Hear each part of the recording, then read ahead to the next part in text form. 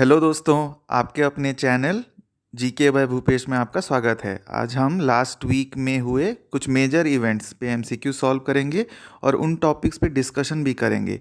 तो हम लोग मिलके नवंबर 14 से लेकर नवंबर 20 के बीच में हुए मेजर इवेंट्स या इस पीरियड में जो मेजर न्यूज़ कवरेज हुआ है उस पर डिस्कस करेंगे। आज के वीडियो में हम लोग डिस्कस करेंगे एक महान इंडियन बैडमिंटन प्लेयर के बारे में जिन्होंने रिसेंटली अपना ऑटोबायोग्राफी लॉन्च किया है, और S-400 मिसाइल डिफेंस सिस्टम के बारे में जिसके पार्ट्स रिसेंटली इंडिया में पहुंचे हैं रशिया से, और लास्ट कैबिनेट मीटिंग के बारे में जिसमें यूनियन कैबिनेट ने वोट किया नवंबर 15 को जनजातीय गौरव दिवस के रूप में मनाने के लिए। तो दोस्तों शुरू करते हैं एक एमसीक्यू से, और एमसीक्यू क्वेश्चन है, भारतीय नेशनल बैडमिंटन टीम का चीफ नेशनल कोच कौन है? Who is the chief national coach of Indian national badminton team? A Prakash Padukone, B Pullela Gopichand, C Mathias Boe. दोस्तों इसका सही उत्तर है option B Pullela Gopichand. Pullela Gopichand all England open badminton championship जीतने वाले दूसरे इंडियन हैं। उन्होंने ऑल इंग्लैंड ओपन चैंपियनशिप 2001 को जीता। उनसे पहले प्रकाश पादुकोण 1980 में ऑल इंग्लैंड बैडमिंटन चैंपियनशिप जीतने वाले पहले इंडियन बने। रिसेंटली 12 नवंबर को पुलेला गोपीचंद ने अपना ऑटोबायोग्राफी लॉन्च किया। उनकी ऑटोबायोग्राफी का नाम है shuttlers flick, making every match count. अब दोस्तों एक एमसीक्यू सॉल्व कर लेते हैं। क्वेश्चन है, इनमें से किन देशों के पास S-400 मिसाइल्स डिफेंस सिस्टम है? Which among the following set of countries have S-400 missile defence system? Option है ए रूस, चीन, तुर्की, भारत। ऑप्शन बी रूस, चीन, तुर्की, सऊदी अरब। ऑप्शन सी रूस, चीन, तुर्की, बेलारूस। और दोस्तों इसका सही आंसर है ऑप्शन ए रूस, चीन, तुर्की, भारत।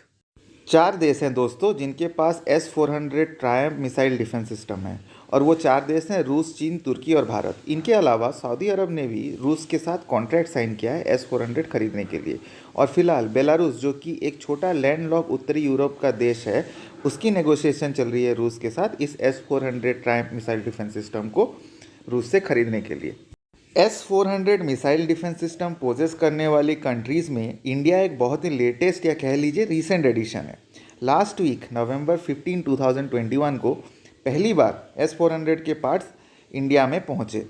S-400 ट्रायम्फ एक ज़मीन या सतह से हवा में मार करने वाली मिसाइल डिफेंस सिस्टम है जो एरियल टारगेट जैसे फाइटर जेट्स, मिसाइल्स एटसेट्रा को नष्ट कर सकती है। तो मैन्युफैक्चर करती है रशिया की फैकल मशीन बिल्डिंग डिज़ाइन ब्यूरो। इसके डिज़ाइनर हैं आल्मा जानते। जब भारत ने S-400 मिसाइल डिफेंस सिस्टम की डील साइन की रूस के साथ, तब भारत पे काटसा एक्ट के तहत अमेरिकन सैंक्शन का खतरा मंडराने लगा। दोस्तों काटसा का फुल फॉर्म है countering America's adversary through sanction act. इस एक्ट के अंदर यूनाइटेड स्टेट्स सैंक्शन इम्पोज कर सकता है ऐसे किसी भी देश पे जो अमेरिका के किसी भी एडवर्सरी नेशन के साथ ट्रेड करता हो।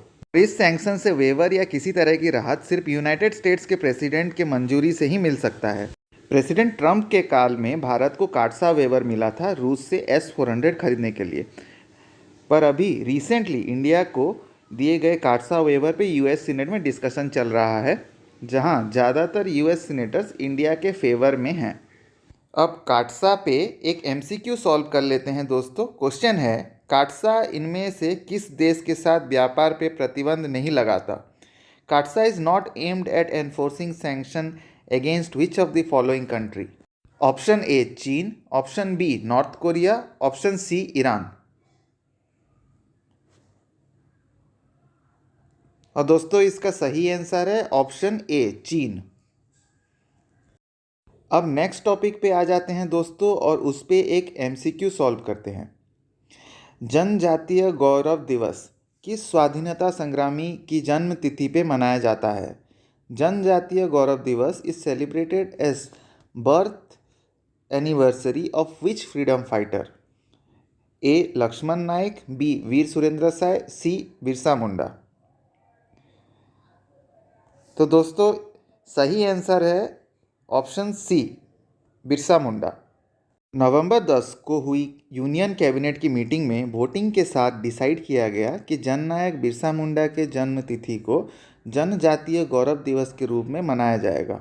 जननायक बिरसा मुंडा का जन्म नवंबर 15, 1875 को उलियातू नामक गांव में हुआ था। उलियातू लोहारडगा डिस्ट्रिक्ट में था, जो उस समय की बंगाल प्रेसिडेंसी और आज के दिन के खूंटी डिस्ट्रिक्ट झारखंड राज्य में स्थित है।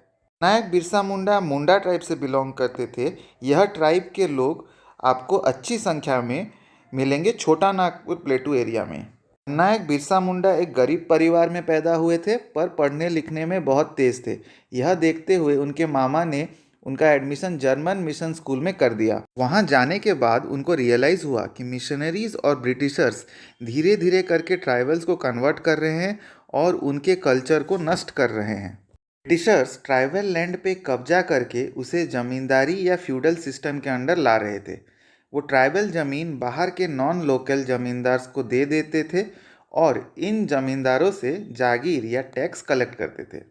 जननायक ने इसका विरोध किया और अपनी पूरी लाइफ ट्राइबल कल्चर के पुनरुत्थान के लिए समर्पित किया। अब चलिए दोस्तों, छोटा नागपुर प्लेट्यू पे एक MCQ सॉल्व कर लेते हैं। इनमें से कौन सा प्लेट्यू छोटा नागपुर प्लेट्यू का अंश है? Which of the plateau is a part of Chota Nagpur plateau? Option A Malwa plateau, option B Koderma plateau, option C Baghelkhand plateau.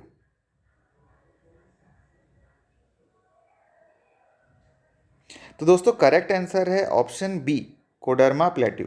अब दोस्तों समझ लेते हैं प्लेट्यू यानी पठार एग्जैक्टली होता क्या है।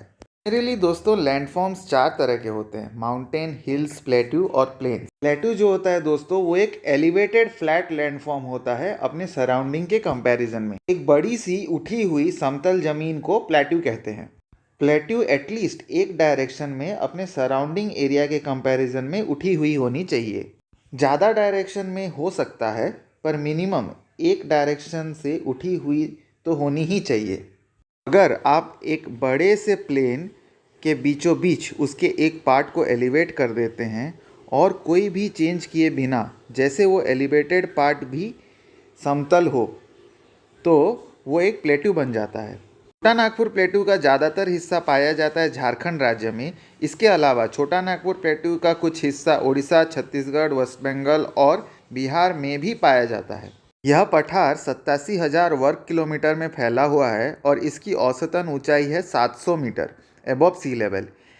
इसकी हाईएस्ट ऊंचाई है 1,350 मीटर ओवर सी लेवल। ये पठार 7 भागों में विभाजित है, जिनका नाम है Pat region, Ranchi plateau, Hazaribagh plateau, Koderma plateau, Damodar trough, Palamu और मानभूम सिंहभूम रीजन। तो दोस्तों आज हम लोग मिल के डिस्कशन किए लास्ट वीक हुई 3 मेजर डेवलपमेंट्स पे और उनके रिलेटेड 5 MCQs भी सॉल्व किए। दोस्तों आपसे निवेदन है कि इस वीडियो को लाइक करें, जिससे कि YouTube सर्च इंजन को मदद होगी और वो आगे आपको ऐसे ही एजुकेशनल वीडियो रेकमेंड करेंगे। अगर आपका कोई सुझाव हो या आप चाहते हैं कि मैं आपके किसी पसंद के टॉपिक पे वीडियो बनाऊं, तो प्लीज़ कमेंट करके नीचे ज़रूर बताइएगा। मैं जल्द से जल्द आप तक वो वीडियो लाने की पूरी कोशिश करूंगा। आशा करता हूं दोस्तों आपका आने वाला सप्ताह मंगलमय हो। हमको आपका बहुमूल्य समय देने के लिए बहुत बहुत धन्यवाद। अब मुझे आज्ञा दीजिए, नेक्स्ट वीक फिर मिलेंगे एक नए वीडियो के साथ।